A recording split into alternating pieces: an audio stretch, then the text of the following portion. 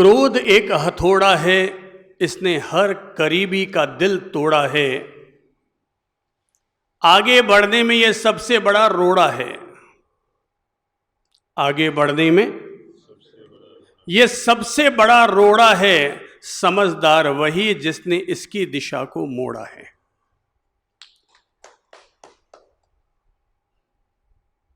आओ चले हम प्रेम और शांति की राहों पे, ताकि स्वर्ग हो हमारी अपनी ही बाहों में।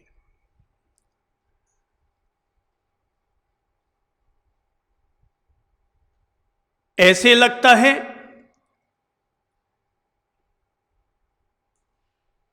कि अपन सभी लोगों का हार्डवेयर तो बिल्कुल एक जैसा है।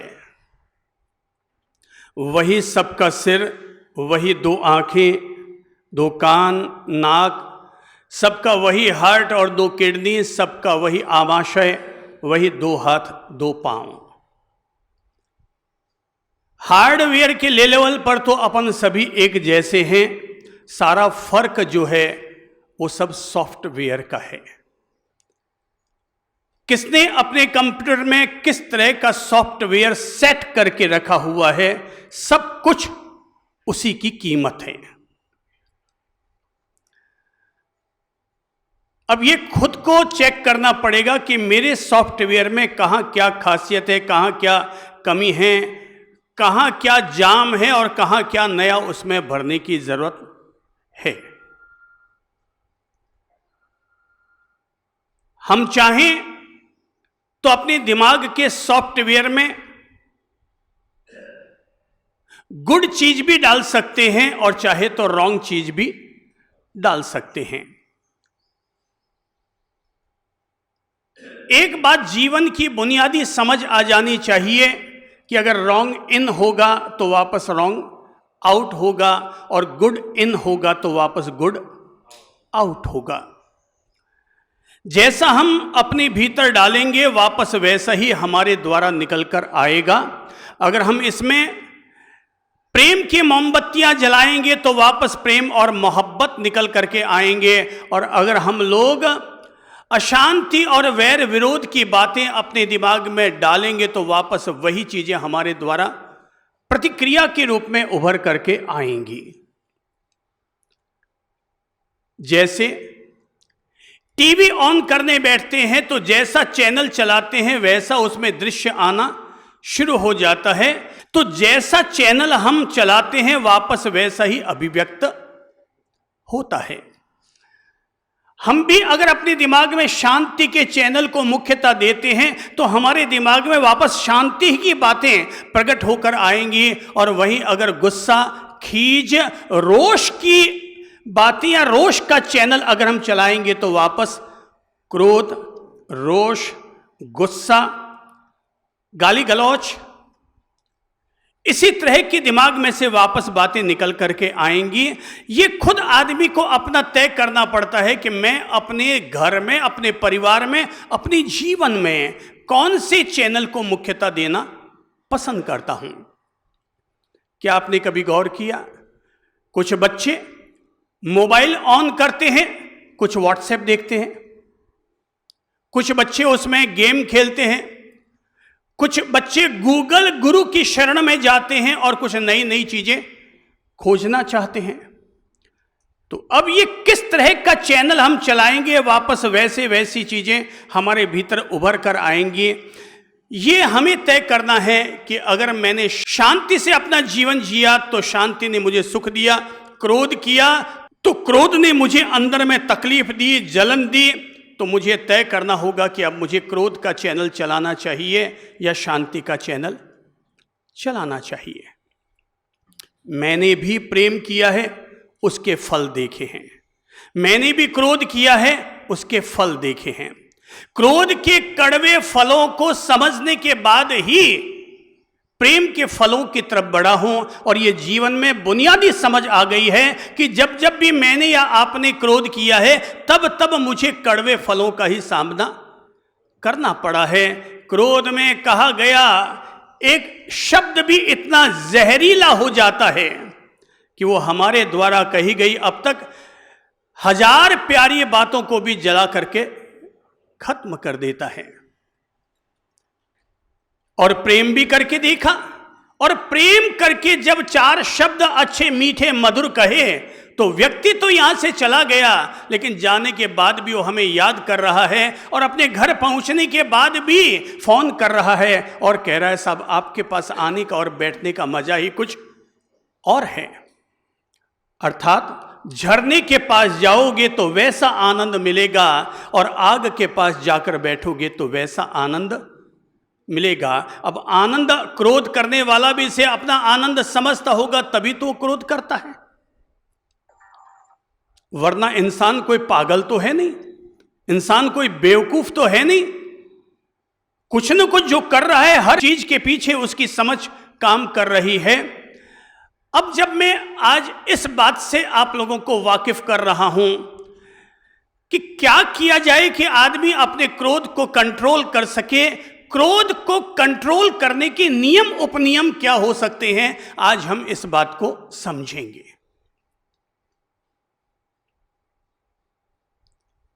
हम क्रोध को समझें इससे पहले आप लोगों का ध्यान एक खास घटना पर केंद्रित कर रहा हूं, और यह घटना है एक सेनापति की। कहते हैं कि सेनापति के मन में यह जिज्ञासा थी कि दुनिया में स्वर्ग क्या है और नरक क्या है। रह रहकर उसके दिमाग में यह जिज्ञासा उठती, यह प्रश्न उठता, और कईयों से उसने पूछा भी, लेकिन कोई समाधान उसके मन को संतोष देने वाला नहीं मिल पाया। सेनापति को जानने को मिला कि अपने ही नगर के बाहर एक ज्ञानी गुरु रहते हैं, अगर हम उनके पास जाएं तो वो हमारे जिज्ञासा का सही समाधान कर पाएंगे। सेनापति ज्ञानी गुरु के पास पहुंचा और जाकर के कहा कि मैं यूनान का सेनापति हूं, आप मुझे बताइए कि स्वर्ग क्या है और नरक क्या है। किताबों में तो लिखा है कि आसमान में स्वर्ग है और पाताल में नरक है, आप मुझे बताइए कि स्वर्ग और नरक क्या है। ज्ञानी गुरु ने सेनापति को देखा, ऊपर से नीचे तक देखा और नीचे से ऊपर तक देखा, पूछा भाई तू है कौन? बोले मैं यूनान का सेनापति। सेनापति? भाई लगता तो नहीं है कहीं से भी, तेरे चेहरे से को देखकर तो ऐसा लग रहा है जैसे कोई फटीचर मेरे सामने आया है। तुझसे तो किसी भिखारी का भी चेहरा कहीं ज्यादा रौबदार होता है। यह सुनना था कि मुझ पर ताव देते हुए कहा कि महाराज पता है कि आपने किस व्यक्ति के लिए बात कही है? अरे मैं यूनान का सेनापति और आप कह रहे हैं मेरा चेहरा भिखारी से भी गया बीता। महाराज अगर आप संत न होते तो अब तक तो मेरी तलवार आपकी गर्दन पर चल चुकी होती। ओ तो तुम्हारी तलवार में धार भी है? अरे महाराज धार की क्या बात करते हो? उसने झट से तलवार निकाली, बगल में ही पेड़ था, पेड़ की डाली पर तनाट से दे मारी और डाली आकर के टूट के नीचे गिर पड़ी। महाराज पता चल गया ना, पता चल गया ना कि मेरी तलवार में धार है कि नहीं? ओहो, अरे भाई तुम तो वास्तव में बुरा मान गए, वास्तव में बहुत आग बबूला हो उठे। अरे भाई मैं तो तुम्हें तुम्हारे सवाल का जवाब दे रहा था। सेनापति चौंका, बोले सवाल का जवाब? बोले कैसा सवाल का जवाब? बोले तूने ही तो पूछा था कि नरक क्या है। इस समय मेरे किन्हीं दो शब्दों को सुनकर के तेरे भीतर जो आग सुलगी है इसी का नाम नरक है। तो क्या आप ये कहना चाह रहे थे, मुझे मेरे सवाल का जवाब दे रहे थे?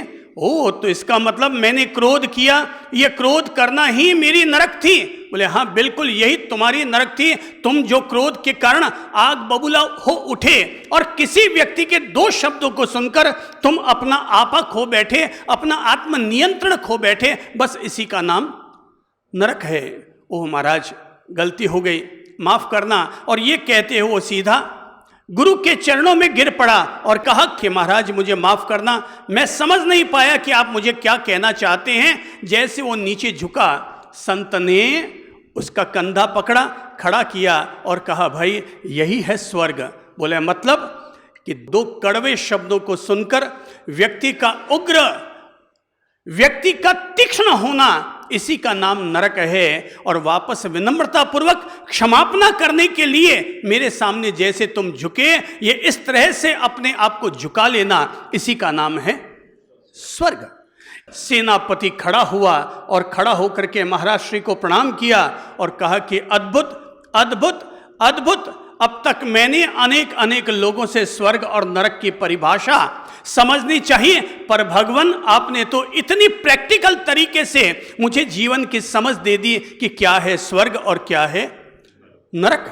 बुनियादी तौर पर कोई भी व्यक्ति ये बात अगर समझ लेगा कि स्वर्ग कहीं और नहीं बल्कि यही स्वर्ग है, नरक कहीं और नहीं बल्कि यहीं पर ही नरक है, मैं ही मेरे स्वर्ग का निर्माण करता हूं और मैं ही मेरे नरक का निर्माण करता हूं। जिस दिन कोई भी व्यक्ति ये बात बुनियादी तौर पर समझ जाएगा, वो व्यक्ति अपने आप को नरक से बाहर निकाल लेगा और स्वर्ग की तरफ अपने कदम बढ़ा लेगा। स्वर्ग है प्रेम और शांति की तरफ बढ़ना। हम सब लोग स्वर्ग की तरफ बढ़े, उससे कहीं ज्यादा जरूरी है कि व्यक्ति स्वर्ग को अपने जीवन में जीता है, रोज ही जीता है, पर बार बार उसके पांव फिसल जाते हैं और वो नरक के खाई में जाके गिर जाता है। अब नरक में तो पता है क्या है, कोई वहां कांटे गाड़ रहा है, कोई वहां त्रिशूल गाड़ रहा है, कोई वहां तलवारों से काट रहा है, कोई वहां पर आग में हमें सुलगा रहा है, कोई हमें दाल के बड़े की तरह वहां तल रहा है। अब जरा गौर करके देखो तो पाओगे, मैं भी जब जब भी गुस्सा करता हूं, क्रोध करता हूं, मेरी स्थिति भी बिल्कुल वैसे ही नरक जैसी हो जाती है। कभी मैं तलता हूं किसी को, कभी किसी और को गुस्सा आता है तो वो मुझे तलता है। जब मुझे गुस्सा आता है तो मैं किसी को तलवार मारता हूं और जब किसी और को गुस्सा आता है तो वो मुझ पर अपने कांटे गड़ाना शुरू कर देता है। गुस्सा मुझे आता है तो भी नुकसान और गुस्सा किसी और को आता है तो भी नुकसान। अगर मेरे निमित्त से, मेरी गलती से गुस्सा आया किसी को तो भी वो गुस्सा है, और उसके कारण मुझे अगर तेजी आई तो वो भी गुस्सा है। और गुस्सा तो जब जब भी आता है फायदा कितना करता है, ये जरा पहले सोच लो कि गुस्सा करने से फायदे कितने होते हैं। मैंने तो ये समझ रखा है कि क्रोध और आंधी दोनों एक जैसे होते हैं, जो शांत होने पर ही पता चलता है कि दोनों से कितना नुकसान हुआ है।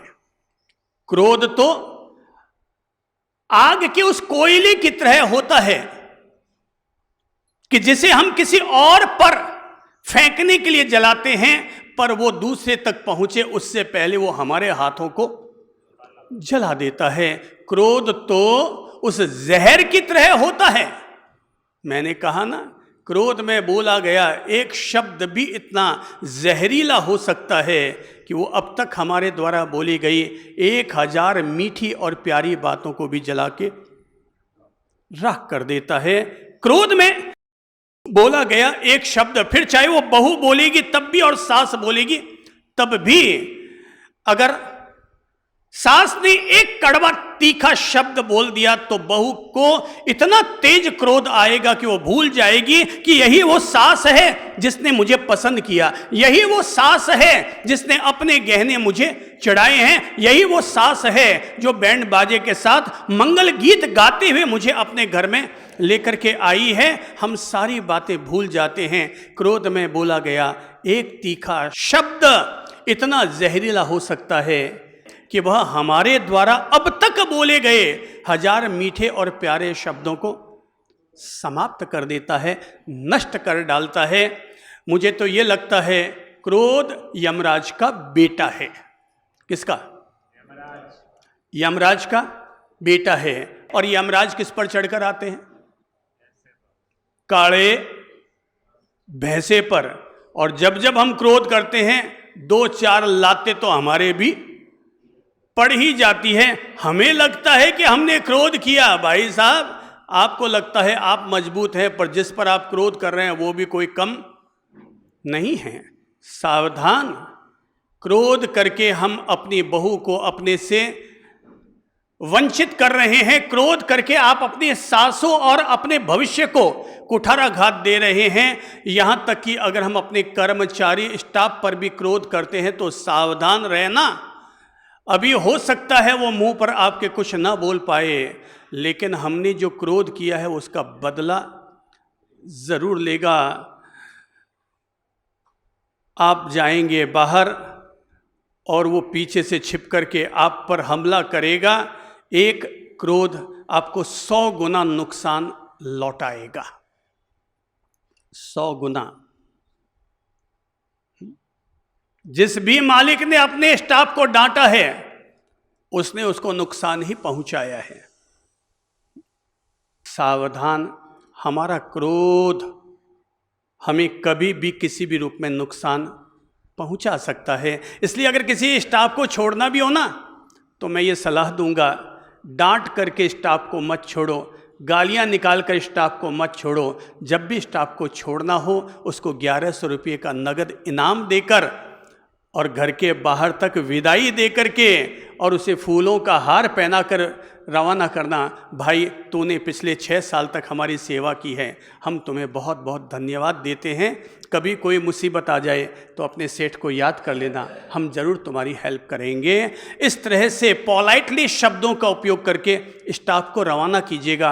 आपको फिर भविष्य में कभी उस स्टाफ से घबराने की ज़रूरत नहीं है। और अगर लड़ते लड़ते झगड़ते झगड़ते स्टाफ को छोड़ा तो आने वाला कल आपके लिए खतरनाक हो सकता है।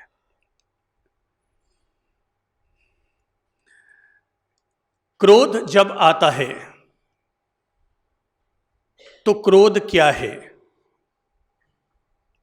किसी भी अनुचित या प्रतिकूल परिस्थिति को देखकर हमारे भीतर पैदा होने वाली उग्रता, हमारे भीतर पैदा होने वाला तीक्ष्ण मनोविकार ही क्रोध है। क्रोध यानी दूसरे की गलती की सजा खुद को देना, इसी का नाम क्रोध है।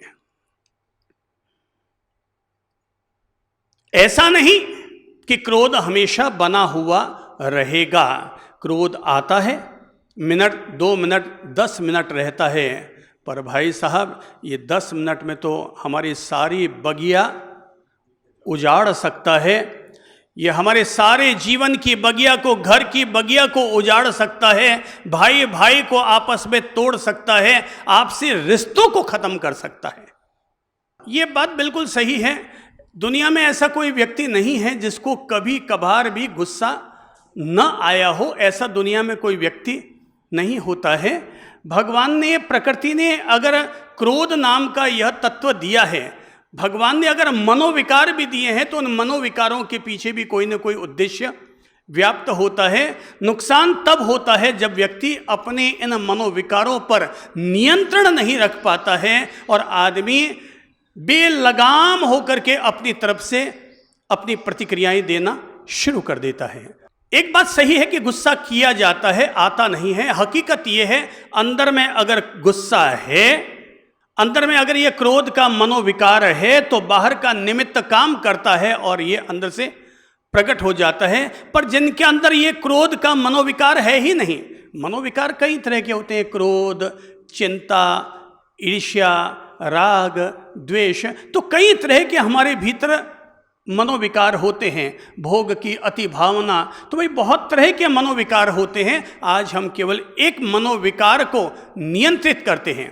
पूरी तरह मिटा पाएं कि ना मिटा पाएं, पर नियंत्रित तो अवश्यमेव किया जा सकता है। अगर घोड़ा हमारे लगाम के नियंत्रण में है तो फिर वो चाहे जितनी दौड़ लगाए, फिर कोई चिंता की बात नहीं है। असली बात है हाथी हमारे अंकुश में, हमारे नियंत्रण में रहना चाहिए। अगर हम क्रोध कर रहे हैं पर विवेक को फिर भी अपने पास सुरक्षित रखते हैं, तो खाई गई तेजी भी हमें अनियंत्रित होने नहीं देती और क्रोध के नुकसान हमें नहीं मिल पाते हैं। जैसे कि क्रोध के नुकसान आते हैं, शुरू करते हैं। नंबर 1, क्रोध आया, क्रोध आते ही सबसे पहले दिमाग हमारा अनियंत्रित होना शुरू हो जाता है। ये पहला नुकसान। क्रोध आया, दिमाग में याद कीजिए, क्रोध आया, आते ही सबसे पहले क्या हुआ? क्रोध आया, आते ही सबसे पहले दिमाग अनकंट्रोल होना शुरू हुआ। दूसरा नुकसान, जैसे ही दिमाग अनकंट्रोल होता है हमारा ब्लड प्रेशर, रक्तचाप हमारा अंदर से हाई होना शुरू हो जाता है।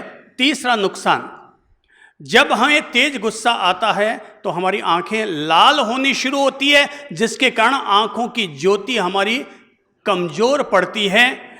जिन लोगों के भी चश्मे पहने हुए हैं उन्होंने या तो पढ़ाई बहुत ज्यादा की है इसलिए चश्मा आ गया, या फिर गुस्सा बहुत ज्यादा किया है इसके कारण उन्हें चश्मा आ गया। चौथा नुकसान, अब हम क्रोध बढ़ रहा है, अब जबान हमारी अनकंट्रोल हो रही है, अब हमारे मुंह से क्या निकल रही हैं? गालियां, अपशब्द। भाई गणित में तो 1 और 1 2 होते हैं, पर गुस्से का गणित कुछ और है। गुस्से में 1 और 1 2 नहीं होते, वो 11 होते हैं कि 111 होते हैं कि क्या होते हैं, ये इसकी भविष्यवाणी की नहीं जा सकती। गुस्से का पहाड़ा बड़ा विचित्र है। गुस्सम एका गुस्सा, चलो बोल लो, गुस्सम एका गुस्सा, गुस्सम दूना गाली, गुस्सा तिया थप्पड़, गुस्सा चौका लाठी, गुस्सा पांचा खून, गुस्सा छक्का कत्ल, गुस्सा सत्ता जेल, गुस्सा 8 पिटाई, गुस्सा 9 फांसी, और गुस्सा 10 बर्बादी। तो गुस्से का गणित कुछ अलग है, और वो गणित इतना विचित्र है कि कब कहां कैसा करवट रूप ले लेगा इसका कुछ पता नहीं चलता। तो गाली निकली अब गुस्से के कारण। पांचवा नुकसान, अब हम थोड़ा नीचे उतरते हैं, तो अब गुस्से के कारण हमारी थायराइड ग्रंथि भी प्रभावित होती है। कभी कफ जाम होता है, थायराइड की ग्रंथि अंदर से संकुचित होनी शुरू होती है। छठा नुकसान, हार्ट हमारा तेज धड़कना शुरू हो जाता है, पल्स हमारी तेज हो जाती है। 9वां नुकसान, सांस अब हमारी तेज चलने लगती है, ऊबड़ खाबड़ अव्यवस्थित सांसें चलने लगती है। 9वां नुकसान, भूख मिट जाती है, भूख लगनी बंद हो जाती है। इसीलिए जब भी गुस्सा आता है बेटे से कहो बेटा खाना खा ले, मन तो भूख ही को नहीं, अंदर से भूख ही उसकी खत्म हो जाती है, अर्थात अंदर की आंतें गुस्से के कारण संकुचित हो जाती है। 10वां नुकसान, माइग्रेन होने की संभावना बन जाती है। 11वां नुकसान, ब्रेन हैमरेज अक्सर गुस्से वाले लोगों को ही हुआ करता है। 12वां नुकसान, हार्ट अटैक की जब भी प्रॉब्लम होती है तो अति गुस्से लोगों को ही यह हार्ट अटैक की प्रॉब्लम हुआ करती है। अब करते हैं कुछ व्यवहारिक नुकसान। रिश्ते हमारे कट ऑफ होते हैं, जब भी रिश्ते टूटते हैं हमारे अति क्रोध में बोले गए तीखे शब्दों के कारण रिश्ते टूटते हैं। करियर हमारा चौपट होता है, हमारी आत्मा का पतन होता है।